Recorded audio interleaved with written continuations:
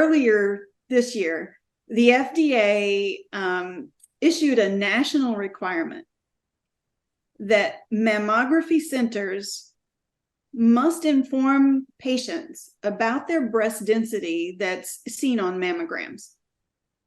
So all of this will start, the providers will have to comply by September of next year.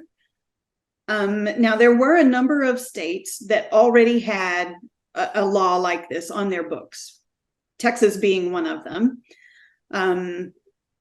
But that's a big deal now, that the FDA is actually wanting all of the mammography providers to be sure that they notify women of their breast density after they have their mammogram.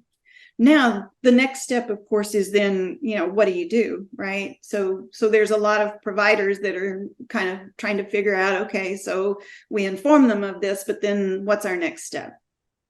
You know what that says to me, though, which and this is just the jaded part of my brain.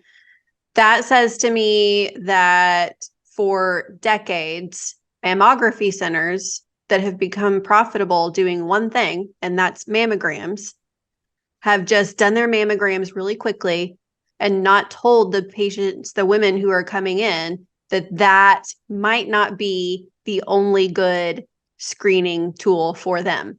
And so thousands, maybe millions of women are leaving mammography centers every year thinking that they did what they're supposed to do. They got their yearly mammogram or biannual mammogram, and that's all they need. And for decades, that's been happening. So right. Much so that the FDA had to slap their hands and say, no, you need to tell them. Yeah. Unfortunately, that's correct.